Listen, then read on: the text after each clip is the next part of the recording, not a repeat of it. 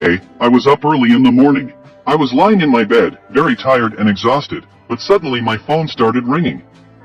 I picked it up, and they started yelling at me that I was still asleep. But I started to say that I was a little tired, but suddenly my sister told me to look at the time, and it turned out that it was 2 o'clock in the afternoon. She started yelling even harder that I had to remember that I had to be at school today and preferably by 5 o'clock. I jumped up out of bed abruptly and started telling her that I would make it in time and she shouldn't worry. After showering, I started looking at my clothes and realized that I needed to dress up better. I was going to meet my sister's teacher in a little while after all. I was already at the bank when a girl called out the number 280, and it turned out to be my number. I went up to her and she asked what she could do to help me. I asked her to help me open a new credit card and fund my account. However, this girl was a little confused when she saw the number on the paperwork she was given, because there was a lot of money in there. For a whole day and 4 billion, she didn't understand where I got such a sum. After all, I looked so young, and she decided to ask me what I was working for. But I answered that I was a hunter, and then she reminded me that people say hunters make decent money. And she's bad that I'm high early on. She started saying that their bank recently started offering new terms for VIP customers, and they have good reviews from their customers. And wouldn't I want to give it a try? But I decided not to try it and said I didn't need to. After the bank, I went to school, where my sister met me, but she looked at me differently already. She asked me if I was really her brother, but I didn't understand what was wrong. She started asking me if people could change so much in such a short period of time, but I started to tell her that I had a meeting with my sister's teacher and if she wanted me to come in my gym clothes. And as soon as we started walking along, all the students looked at me strangely, especially the older girls in high school. All the girls who were passing by, I wondered who I was and what kind of a hottie was walking around. They realized that apparently it was my brother. Din's sister started asking me what it turns out in this school I'm pretty popular and started further questioning that I do not have a girlfriend. So what was I doing last night since I came so late? And maybe she introduced me to a cute student, but I took her cheek and started saying not to mock me, and soon after she started apologizing. We finally got to the conference room, and as soon as I opened the door I saw the woman stood up and started saying that it was a pleasure to meet me since she was my sister's teacher. She didn't know Jean had such a cool brother. I started walking into the office and realized that even though I had already graduated from the school, this was my first time seeing this teacher. She asked me to sit down in a chair and started telling me that I didn't have to worry about my sister because she had a nice personality and good disposition and was a model student. So the teacher didn't see any point in worrying about anything. Then the teacher started talking, asking if I knew that my sister aspired to go to medical school.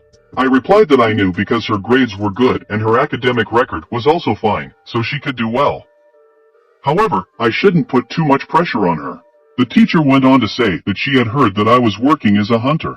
If I had found out that my sister had discovered abilities, would I have let her work as a hunter?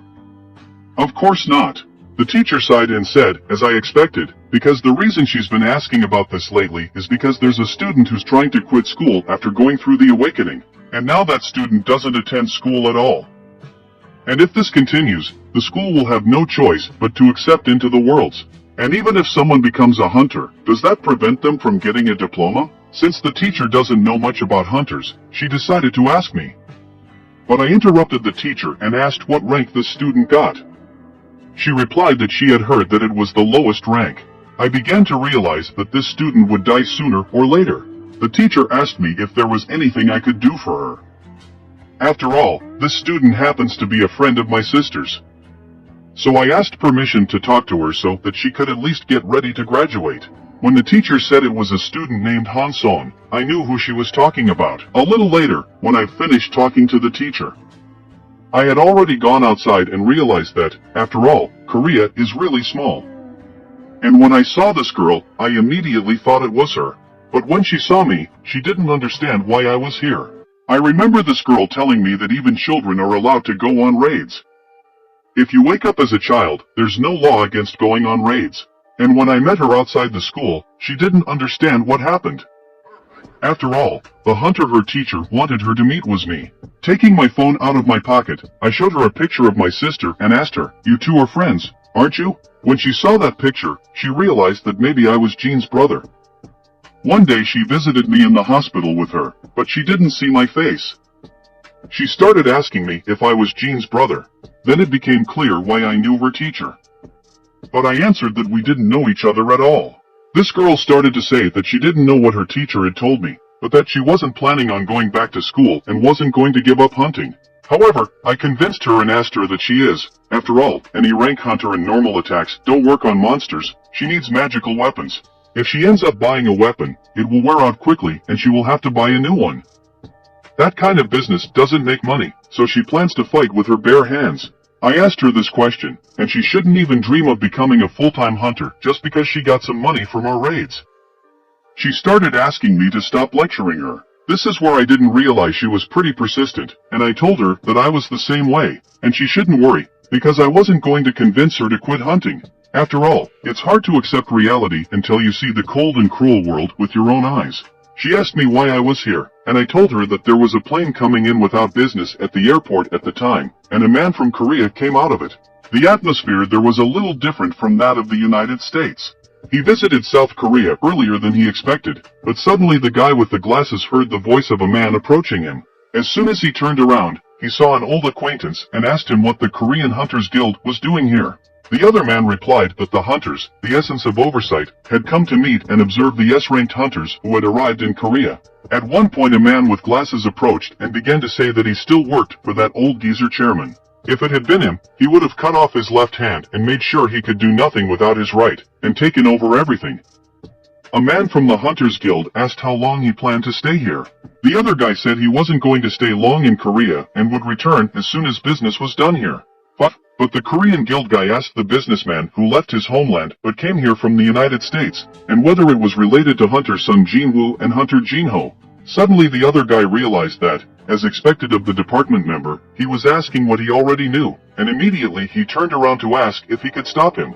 But the department member said he was just following his duties. Dong-soo put his hand on the inspector and said he liked him and made his offer. How about joining the Scavenger Guild? After all, we can take better care of him than that old man. But the inspector began to ponder the fact that S-Rang hunter Dong-soo and his brother were suspected of killing a lot of hunters. This lizard that throws off his tail is the reason they couldn't start the investigation. After all, they really are blood brothers, even their insensitivity after the brutal killings. So, it seems, just despicable trash. At this time I met with the head of the 2nd Supervisory Unit along with my sister's girlfriend. His assistant, the department head, realized that a high-ranking girl had come with me, and there was nothing special about it. He realized that he should not jump to conclusions, like the Sun Jin-woo Hunter case. He was surprised when he received a call from Hunter Jin-woo offering to try out a new recruit. Since it was a request from Hunter Jin-woo, he accepted it without hesitation. The leader of the White Tiger Guild knew that the girl who came with me must be interested in the White Tiger Guild. What's more, training for recruits was underway. It is good if he is interested after he sees the excellent training system of the White Tiger Guild. He has already explained it to other hunters, and there is no need to worry about it. He went on to say that an area with a high concentration of gates is not that many people who choose to live here, and 80% of homeowners have already left. They say it was decided to close some areas completely. The gates are an ideal place for field testing, and here they opened just in time. But suddenly some guy came up to us and said it was 9 o'clock and it was time to stop talking. We should start getting into the gate already. After all, he wasn't here for a picnic. I asked the leader who he was, and he said he was their new ranking recruit. But he seemed offended that he accepted my request and said that this dungeon wasn't for those who came to fool around. I started to look closer at that guy and realized that he had a tank profession and was part of that group as a first-ranked recruit, and there were 12 of them in all. The department head began to say that this might seem a little redundant. How many hunters are involved in gate closing? But they're still new recruits, and they need to gain experience with dungeons first. I contradicted him, however, and told him we should bring 12 recruits here. If the raid is too easy, the effect of such training will greatly diminish. Besides, my partner would more quickly understand the difference between herself and the other hunters, and understand how helpless the hunters of a lower rank in the dungeon are. But I'll just have to watch the raid from the sidelines if it gets too easy. And so we began to enter this portal, and I was the last one to go. And just as I was already fully into the portal, I got this weird feeling, and the gate started to change its color to red. Everyone who was outside began to realize that this couldn't be. After all, the size of the gate fluctuated like waves, and something was wrong. It began to feel like the gate was completely different from what it had been before. Yeah, plus, an ominous feeling had taken hold of me, and I needed to get out of here as soon as possible to make things go back to normal. The last thing I could yell was for the chief to get the main group here immediately. And that was all I could say, because the portal closed immediately. Those guys outside didn't know what to do now. After all, Hunter Jean had been sucked into the gate. That's a problem that can't be solved just by calling in the main group. I decided to call the head of the guild directly. And as soon as the guild head picked up the phone, he was told that it was a red gate, but he didn't understand how a red gate could even appear in this place. And if it was true, he had to check it out in person. At this time in the late afternoon, Dong-soo was driving his car from the airport. He was not satisfied with the car, for it was not good enough to accompany a hunter like him. At this speed, he would have gotten there faster, by running. However, the guy from the Korean Hunters Guild who was driving started to say that they couldn't get his body, and the funeral was held with an empty coffin. He asked if Dong-soo wanted to visit his grave. But Dong-soo began to say that it didn't matter how his brother's funeral went, he wasn't interested in dead people, he was only interested in his brother's remains. So now he heads to the dungeons to find the guy who killed his brother. Dungeons are a must for hunters, and the number of open gates in Korea was very high in the 21st century. It's not a problem to find someone who's going through the dungeon now. Jin-woo seems to have just gone into the dungeon. The rules inside and outside the dungeon are completely different, and no matter what he does with it, it's none of his business. At this time we were already inside, and it was eerily cold. All of us didn't realize where we were, for it didn't look like dungeons, and even the gates were gone, which were literally just behind us. But I didn't feel anything suspicious about the place. I thought that these gates had simply transported us to this world, but something had gone wrong. Suddenly I heard something approaching us. With my dexterity, however, I was able to dodge an icy arrow that was close to the face of my sister's friend, who had gone with me on this raid. Some arrows did hit the target, and the guys who came in with us, with frightened faces, started yelling that it was an ambush and everyone needed to duck.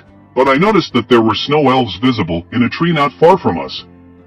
But from that distance, I didn't even sense their presence. Those who had not encountered them used the term snow elves. Those who had already fought them, however, used a different term. In contrast to such a beautiful name as elves, observing their relentless pursuit of hunters, they were given the nickname White Walkers. At this time, the head of the White Walkers Guild arrived at the site, and as he approached the gate, he realized that it was tightly closed. This became a problem, and the head began to ask his subordinate if he had summoned the Korean Hunters Guild. The subordinate replied that yes, he had summoned them, but they pretended to be stupid and claimed it was just a low-ranked gate. The head of the White Tiger Guild understood that they were bastards, because red gates only appear in higher-ranked gates, and they say it's magical energy coming from another world. Behind this gate, just judging by rank, is a terrible mistake. The gate in front of me is at least below rank, and possibly even A rank or higher, if we are unlucky.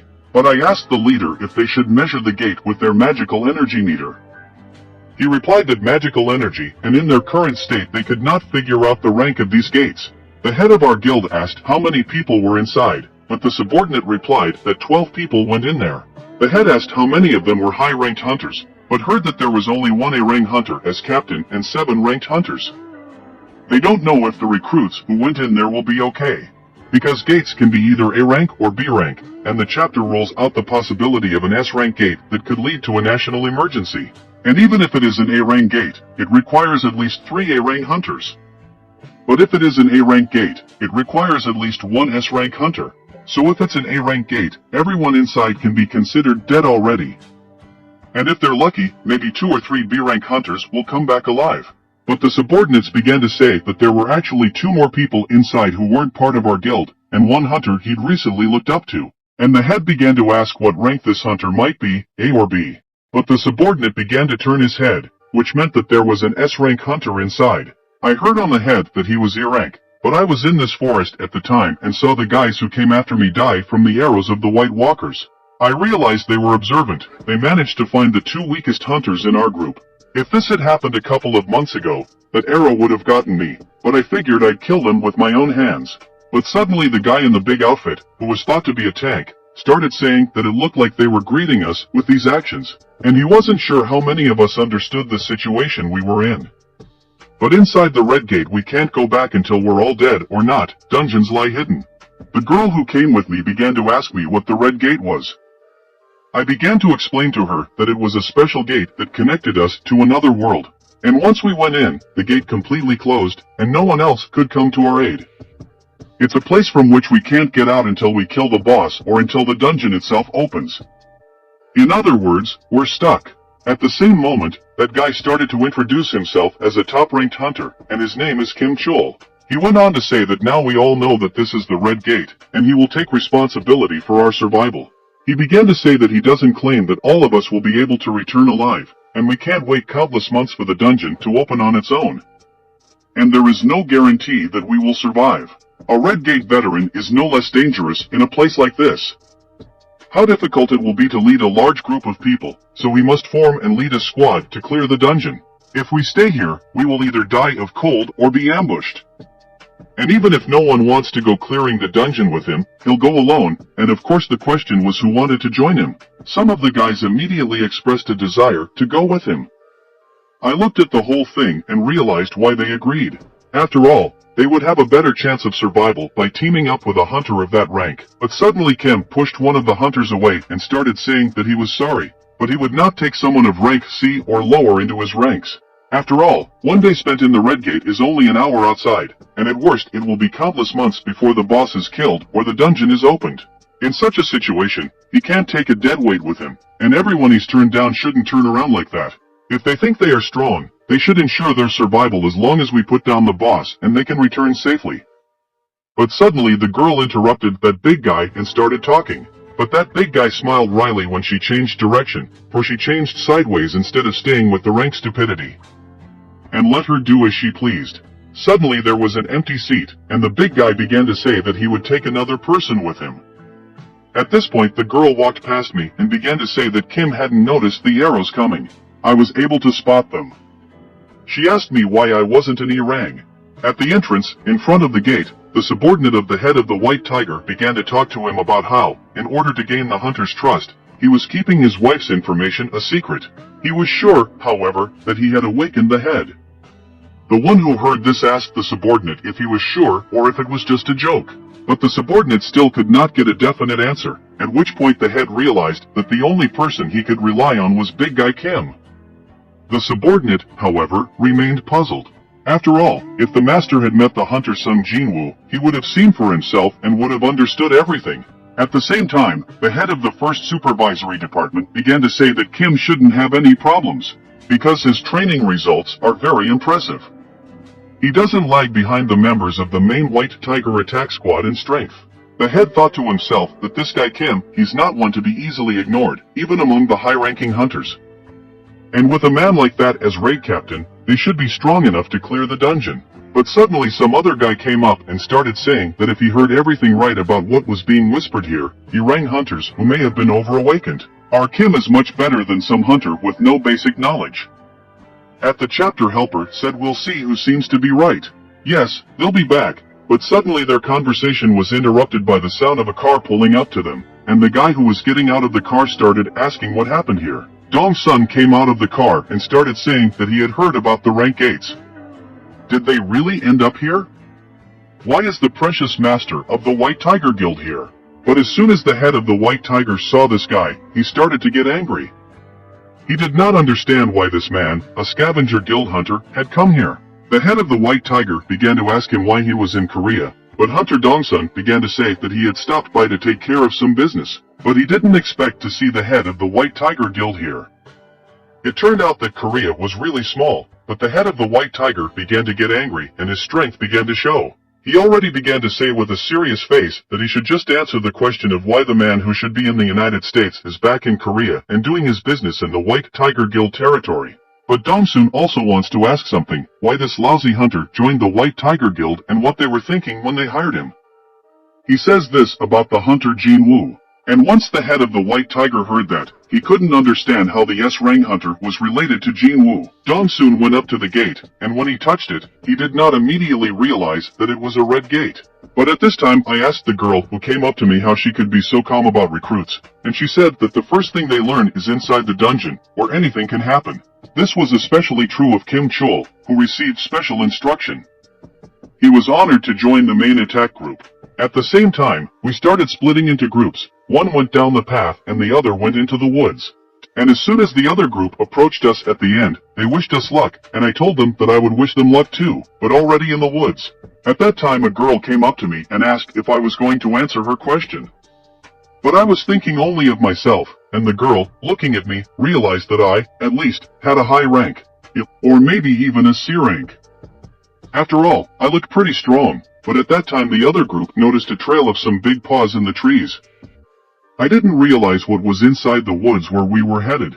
It was snow bear territory, and by the mistake of one inexperienced Irang, innocent people were about to die. But the other guy started asking Mr. Kim if he thought he would ever get an Irang position. But Mr. Kim replied that no way, because he was just an Iranger. But suddenly Mr. Kim sensed something and started saying that our squad would be on its own and everyone needed to get ready for battle. Outside, however, a conversation continued between the head of the White Tiger and the hunter Dong Soon. Dong Soon began to say that he had come all the way here to see that guy, and he was stuck in the Red Gate, and it was hard to even get a glimpse of Jinwa's face. But the head of the White Tiger couldn't understand why they were all so interested in the anti-boy named Jin Woo.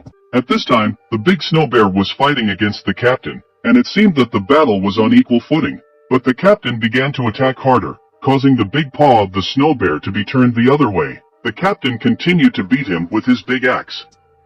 The other guys who watched this admired their captain. After all, they had expected this kind of behavior from him, for he was an experienced hunter and different from the others. He had handled almost an entire pack of snow bears almost single-handedly and was sure of himself. The boys decided to take all but the organs of the meat to provide food for themselves. With this meat, they could survive for a few days. It was a wonderful start for them. The captain began yelling at his charges that it was all nonsense. After all, we can't relax until we're out of the woods. After all, we've only made it through now because of him, and by now the others should be bear snacks by now. But those others the captain was talking about, that was us. We continued to walk through the snowy forest, but the girl began to tell me that we couldn't go any farther. I asked why not. She pointed her hand into the trees and asked me if I could see that this whole area marked by gentle bears and the whole forest was snow bear territory, and we should go back before the monsters showed up. But I started to tell her that if this area belongs entirely to the snow bears, then we shouldn't go back. After all, I have a plan, and that's why we're going deeper into the woods. But that girl started to get nervous, because she didn't want to hear what I was telling her. She thought I was just in a hurry to die. I went on to say that this was snow bear only territory in the woods, and we should only worry about bears. Better to deal with snow bears than snow elves. If there are a lot of snow bears in the area, it must mean that there are no more powerful predators here, so we won't run into any stronger monsters. After these reflections, the girl realized that I was right. She couldn't understand why she hadn't thought of that. I began to tell her that we were going to make it anyway. But I noticed the way she was dressed, and I realized that it was too cold in the woods. I asked her if she was cold in those clothes, and at the same moment I called up my inventory. From my inventory I started to get clothes out and told everyone to put them on. Here, it would be a shame if they all died of cold before we met the monsters. The girl was a little shocked, because she didn't expect me to have spatial magic. The other guys were surprised, too. Isn't spatial magic limited to just one or two objects? And the fact that I was able to summon so many things was surprising. And they didn't understand who I really was. Walked up to my sister's girlfriend and told her that I was actually the one who brought her here, and it was my responsibility to protect her. However, she shouldn't be asking me anything right now, and that goes for everyone else. I began to tell them not to ask me any questions or demand anything of me, but all of a sudden I started hearing someone coming toward us. And when I turned around and saw a big snow bear, the guys who were standing behind me started screaming and panicking. They said they would have to worry, just not about the snow bears. The girl started saying that going into the woods was definitely the wrong decision. She said she would keep him distracted until we all found a way to kill him. But I took her by her clothes with my hand and started pulling her back, and she didn't understand what I was doing. But I started talking in a way that made everyone understand that I was going to hunt monsters. But the girl still insisted and said it didn't matter how strong I was, because it was still a high-ranking monster. But I couldn't lose the experience right in front of me, so I started to change my title. After all, the title He Who Surpassed the Enemy is awarded to those who heroically defeated the enemy, and my characteristics increase in proportion to my loss of health. Characteristics increase by 1% for each percentage of health lost. And at that very moment the big snow wolf started attacking me. I was able to jump up the mountain and began to think that if I added the effect of the title to my current level, I could destroy it with my bare hands. While I was in the air, I flew straight at him and hit him with all the force of my hand right on his head. The impact knocked the big snow wolf off his feet, and he fell to the ground as if he'd been pressed inside. The whole group that came here with me was shocked by what they saw. After all, they were not expecting that I could take down a snow bear with one blow. But I was sitting on a dead snow bear, and I realized that's exactly what I thought, because this is an unusual dungeon. The experience I get in it is different, too, and my level instantly went up. The girl who examined it didn't understand who I was. At the same time, outside the gate, the head of the white tiger began to question the hunter. "What is your business, Hunter Jinwoo? And why did you come here to the entrance of the dungeon?" But the hunter replied that it was none of his business, he was just having fun. The head of the white tiger understood that he should not think about those red gates, for nothing could be done anymore. Behind that gate might not be a dungeon, but a desert with temperatures over 60 degrees, a jungle with poisonous snakes and insects, or an extremely cold snow zone where you could get severe frostbite. The chances of them coming back alive are minimal, but the hunter wanted to see what would happen next, to see something so rare just walking by. But that's pretty troublesome, and he can't just wait here for this dungeon to open. The inspector stood near the others and began to ponder that Jin was lucky, for this is a red gate, and even an S-level hunter is powerless here. But he'll be even luckier if he can come back alive. But at this time already when the sun had set we sat in the woods and lit a fire, and on it we ate the meat that had been achieved during the battle with the gentle bears. The guys started to eat the meat, but for them the bear meat was a little tough, but it was pretty tasty. Sister's girlfriend I brought here started telling me that my sister really doesn't do anything at home except do her homework and say she hangs words on the wall instead of wallpaper to study in her sleep, but I told her that she is just like them guys come home. She plays eat and sleep at home. We have Sonia who loves fried chicken, but my sister's girlfriend thought I was lying because she is so good studying. But I myself could not believe it because when we were younger we were together playing arcades. Guys who were sitting across from us in the beginning whispered among themselves that they thought that the number of ambushes of snow bears. But it was because our captain took care of them. He killed a snow bear with his bare hands, and at this point I got up and started to leave. But the girl started to ask me where I was going, and I told her 100 times I've eaten already, I'll go do exercise. They did not understand why I was doing the exercises in a row indoors, but I began to explain to them that if I did not do them, I would be fined. At that point they realized that I was definitely weird. A little while later I found myself on a tree branch and hanging head down.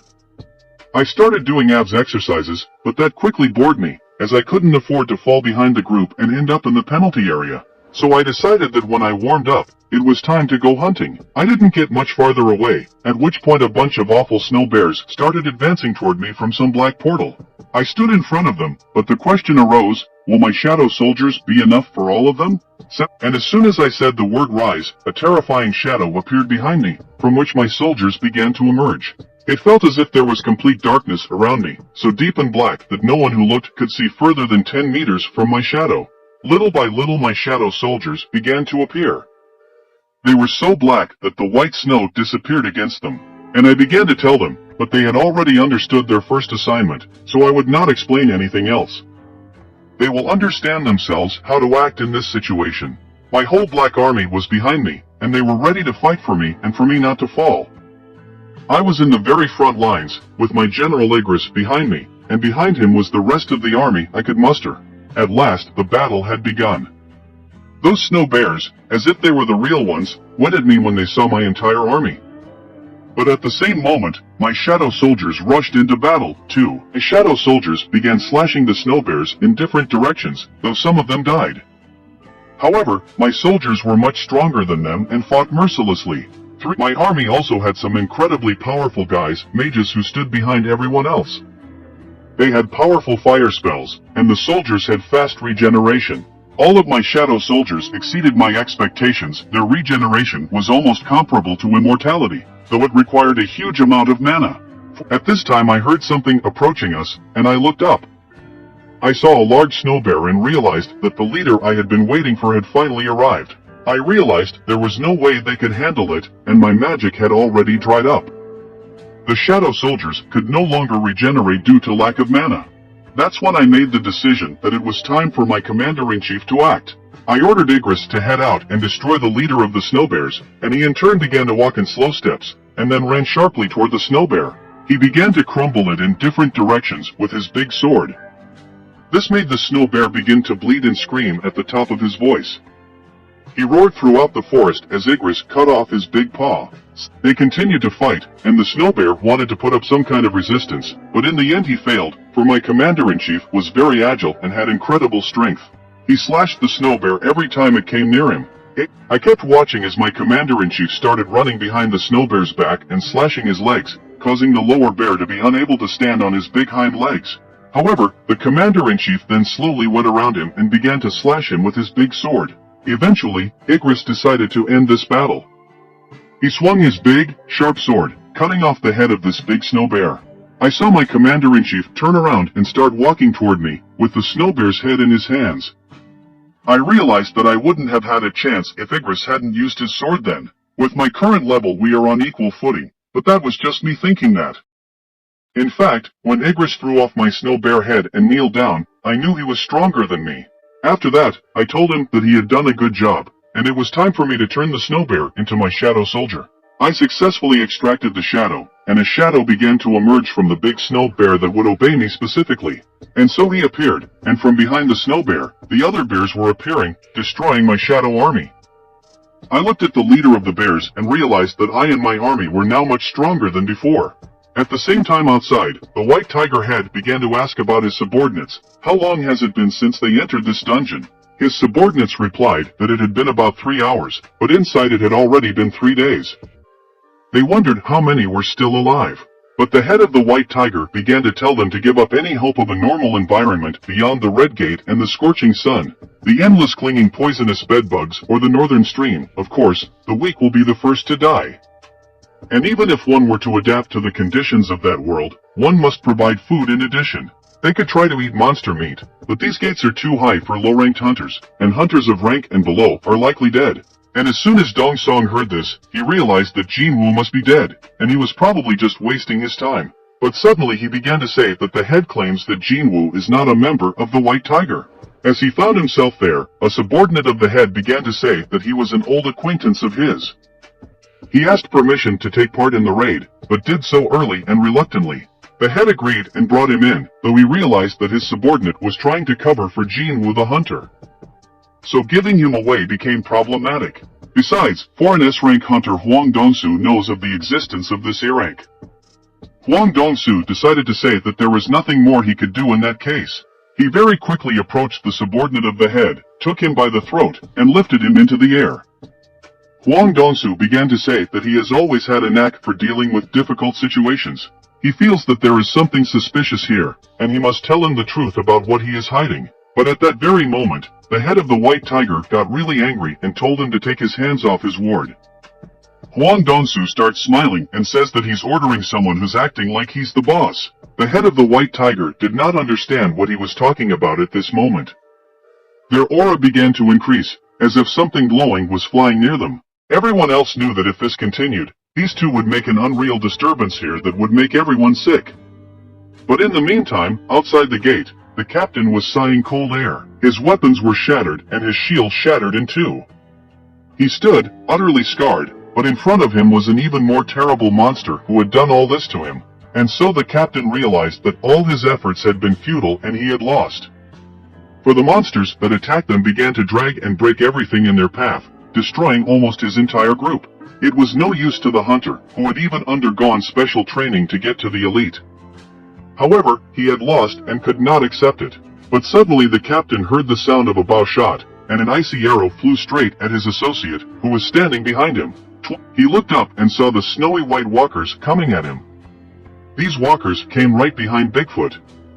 The captain began to turn around and noticed one of his subordinates approaching him. He was covered in blood and badly wounded, but suddenly something appeared that was able to finish off his subordinate, and now the captain was the only survivor. The captain saw behind him the White Walker who had finished off his last comrade-in-arms. Out of fear he began to scream and run far away from them. But out of the crowd of White Walkers appeared a mysterious monster who was riding a horse. A little later, the captain set out through the snow-covered woods, and the cold made his hands freeze. He began to convince himself that if he did not starve for a few days, he would not run away and be defeated. But suddenly he saw very many dead snow bears, and he wondered why he had not encountered a single ice bear after entering the forest. Here was the reason for all this. I couldn't believe these guys could destroy them. But they wouldn't have had enough. And he began to think that it probably wasn't that second group, but Hayaki's monster, and they had to be around here somewhere. He decided he needed to get out of the woods faster, but in the meantime things were heating up outside, and two strong hunters started fighting. The head of the white tiger began to transform into a horrible monster that lurked within him, and Huang Dongsu was gathering enormous power at his fingertips. They decided to fight right here and defeat everything in their path. Suddenly there was a flash, and from that a wave rolled in, lifting all the dust and rocks into the air. The air wave began to sweep away everything in its path, and the boys standing nearby couldn't look at it calmly. To them it was a terrifying force. However, once the smoke cleared, Huang Dongsu smiled, for what he saw looked good. The inspector was able to stop them both. He was between their hands. But he soon realized that had they both not reduced their strength in time, his arms would have been broken. And he began to say that he was the first to suspect Jinwoo at his birth. And yet, after being checked by the highest-ranking magical power detector 2 months ago, he was still ranked lower. It was no luck that Hunter Huang Dongsik was dead, but Jinwoo does not possess such destructive attacking power. Huang Dongsu knew that if they prepared a trap, the culprit was probably Eugene Company. The inspector replied to him that then there was no reason to obsess over Jinwoo the hunter, and that was an excuse to just kill another man. At this point, he lost his at and decided he would just go to sleep. The subordinate head of the White Tiger knew Jinwoo's abilities better than anyone, and she was sure he would definitely come back alive. At the time, we were all sitting around the fire, warmed by it. Suddenly we saw the captain begin to come out of the woods. He looked at us and couldn't understand, asking himself, why are all these low-ranking hunters still alive? He saw warm clothes, a blanket in the tent, and various gadgets. They even had food. If his hands weren't cold and he had a full stomach, he could easily beat Hayaki. Suddenly, he became angry because he saw that they had prepared all these supplies and kept them only for themselves. He started yelling at them that they were scoundrels, but we couldn't figure out how he ended up with us and how we had all this stuff in the tent. The captain kept talking and asking why they weren't responding to what he was saying. He didn't think they were all accomplices. He asked who had all those supplies and promised to let them go if they named the culprit. After all, he was talking about the one who hid the supplies and betrayed his comrades, leaving them to die. Then he began to count to 3. If they did not give up the traitor, he would count them all as accomplices. And so the captain began the countdown, 1, 2, he drew his sword, and suddenly he saw, that girl decided to leave because she had some plan, and apparently she doubted her ability to survive. She was trying to cut back on the number of people to keep supplies flowing. He started screaming, accusing her of the crime, but suddenly my hand appeared from behind his head and hit him lightly. This blow sent him flying several meters away. Everyone rejoiced when they saw their captain. I began to tell him that he had actually left his comrades to die, not to mention the fact that he came back with a dead look on his face. I realized there was someone near us. And when I turned around, I said to them, how about you guys? Don't you want to cancel your invisibility? After all, combined with your powerful energy, it becomes useless, and suddenly they began to appear in front of us. I realized it was the boss. Yeah, there were at least 20 of them, too. And this one, who was sitting on a horse, started saying that there was really one useful guy out there among the trash. But I was surprised at first, and then I asked him, why did he call us trash just now? But suddenly the boss of the White Walkers asked how I knew their language. I was surprised, too, because I didn't understand how I could understand their language. After all, I couldn't talk to monsters, but that was probably an effect of the system, too. But the boss of the White Walkers was pleased and said that since I could communicate, there was someone he wanted to introduce. And another elf appeared beside him and said that we already knew each other, and he was the one who notified us that there was someone strong among humans. And this guy wanted to fight me, but suddenly before he could finish speaking, that White Walker's head flew off to the side. I cut his head off in an instant, which made no one even realize how it happened. I turned to him and asked, "Is there anything else he can say?" But the White Walker boss turned his head toward me and started smiling weirdly, and all he said was that I was a funny guy. And when I threw the first punch at the White Walker boss, he skillfully blocked it, and I knew he wouldn't part with his life so easily. This Elif decided to offer me a deal, claiming it wouldn't hurt me. At first he decided to ask me why I, as a non-human, was protecting all these people. However, I didn't understand what he meant. After I said that, he started laughing strangely and saying that I was so unaware of all this. It's about that voice in our heads that keeps ordering us to kill people. But I don't hear it in my presence. I began to wonder about the origin of that voice that orders us to kill people. It's some kind of program instruction, and if this voice doesn't affect me, maybe it has something to do with me being a rock in this system. One elf started saying that there was no need for fighting, because after all, we don't want innocent blood spilled. He asked me to give them these people behind my back, and in turn he would spare me. But I also had a question for him. Who are they, and where did they come from, and why are they trying to kill us? Suddenly something strange happened, and this elf started saying again that there was no need to fight, and in the end they didn't want to sacrifice in vain. Answer to your question, unfortunately, information about these obscure creatures and their origins is not available in my knowledge base because my access to information was restricted until September 2021. Can you describe more details or context so that I can provide further assistance? I realized that he was avoiding my question, and eventually I needed to answer whether I was accepting their offers. But I said I refused. Then the elf asked me if I was going to fight him and his army, and if I thought I could do it alone. Please check and confirm that all corrected errors are according to your intentions. I answered him, what other army? And at that moment, my shadow soldiers began to appear behind me. All the people who were behind me began to wonder about it and didn't understand what was going on and what monsters were appearing everywhere. After all, shadow soldiers and even shadow snow bears were everywhere. They didn't understand what was going on. This elf thought it was a cheap trick, but after his words I began to act, and my shadow soldiers began to attack them. And so the battle began in a fierce battle, with the White Walkers on one side and my shadow soldiers on the other. The other hunters began to retreat, as they were undecided about a battle that was beyond their strength. I watched this battle and realized that he didn't seem to be bluffing when he called it a cheap trick. Despite the advantage in numbers, my army wouldn't be able to hold out much longer. They may be immortal, but I can't keep up their numbers for long.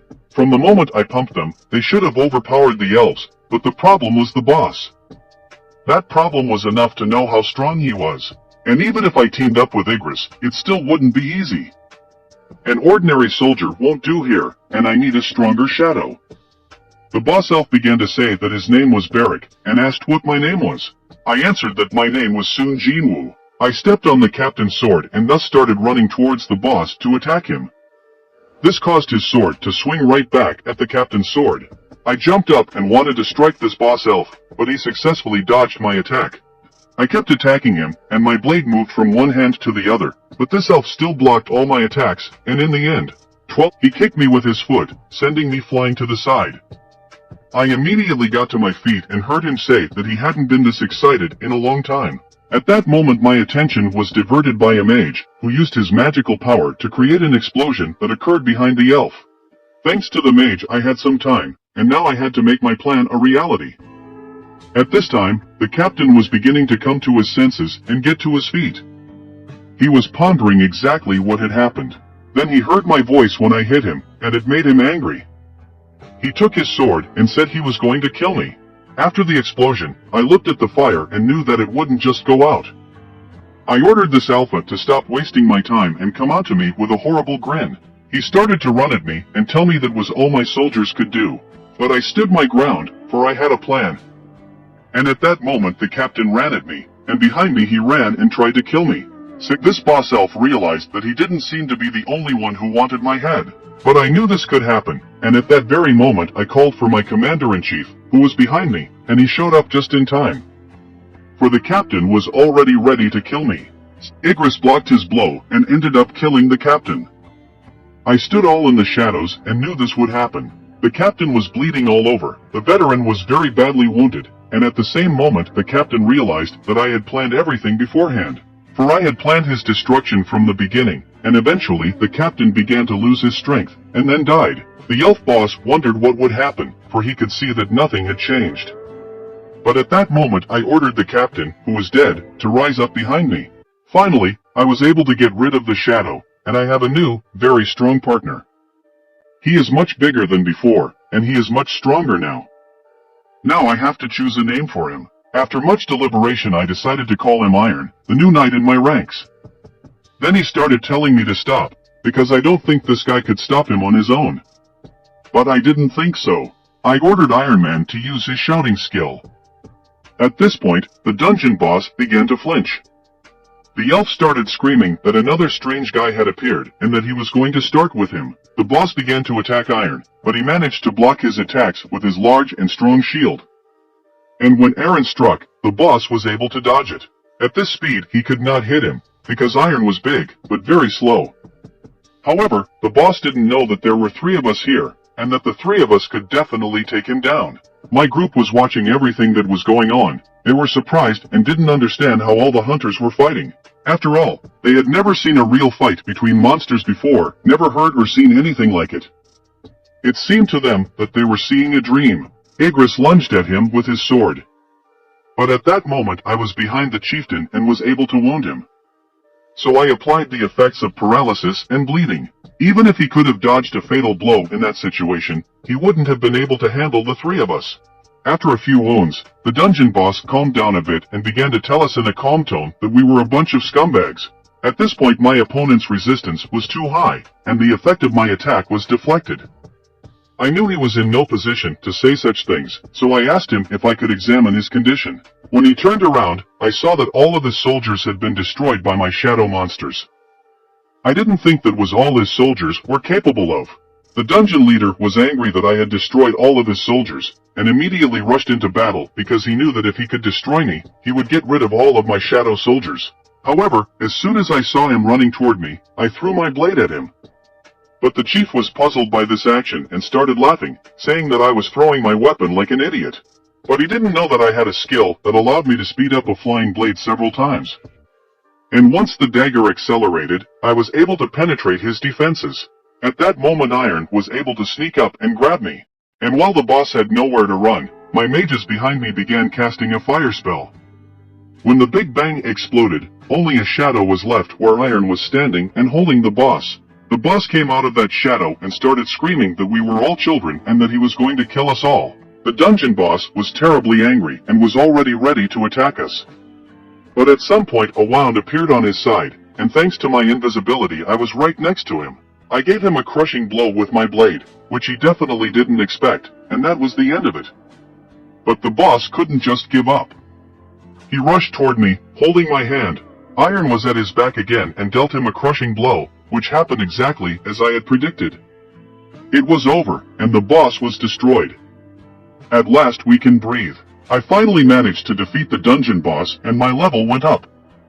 I was happy that it was finally over. But suddenly Iron began to mercilessly finish off his opponent, as if he had lost his mind. Although he had turned into a shadow, he remained the same thug as before. As soon as I asked him to stop and calm down, I stepped back and wondered what would happen next. As soon as I stepped back from the errand, he met Igris's gaze, but Igris looked at him strangely. Then he lowered his head and walked away. But when Irons turned around, there were 2 more shadows behind him. He raised his hands and shouted with them, "Yo!" At this point I asked my group to turn around and pack up, but they were surprised. After all, they didn't think we were going to start walking home now. At that moment a gate appeared next to us. I showed them all that it was a portal to the outside. They were very excited to finally be able to go home. But I still had things to do. It was my shadow's turn. It was already 3 a.m. on the other side of the brother, and those guys who were standing there realized that it had been a week behind the gate.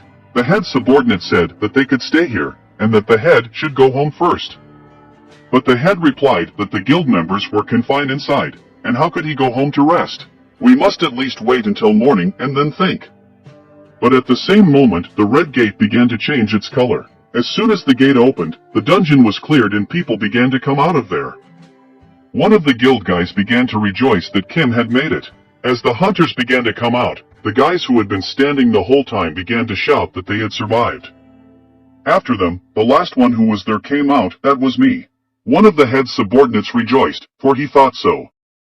And as soon as the gate disappeared, the head began to ask what happened there and where Kim was, because it can't be that everyone who survived, but the girl who was inside the dungeon answered that yes, that was it. The head was shocked that everyone who came back was only unranked hunters. He was wondering what had happened inside, but at this point I started walking past the chapter and told my sister that I would take her home. But suddenly the head of the White Tiger Guild stopped me and said we needed to have a little talk. However, I pushed his hand away and said I was very tired. If he wants to know something, let him ask his guild guys. But suddenly he grabbed me by my clothes and said that it was not a request, for he was the head of the White Tiger Guild, and it was an order or perhaps a threat. They lost 9 guild members in this raid. As head of the guild, he has to ask me some questions. I wasn't interested, but I asked him, so what? I mean, I saved the other 3. And if he really was the head, shouldn't he have thanked me in the first place? After all, it wasn't easy. At this point, the head agreed and said I was right. He apologized to me, and I was able to continue on my way. Soon I got in my car to go home. The girl who was sitting there drinking hot tea was with me inside the dungeon, and the head started asking her who the guy was and why he was so annoyed. After that she started to answer that she didn't know, but after defeating the boss he shouted something out 3 times in front of his corpse, and then we just left. The head's subordinates started telling him not to get mad at that guy because he's not a bad person and maybe he's just tired. But the head replied that that wasn't the problem, and why he still hadn't recruited him, because he was so confident against me. I should prepare to lose an arm if I fight him. After these reflections, the chief ordered his subordinate to deal with it immediately and recruit that fellow. Although the guy said he would do his best, the head replied that it wasn't enough, and promised his full support, because he had to get him into their guild at all costs. When the conversation was over, the head left.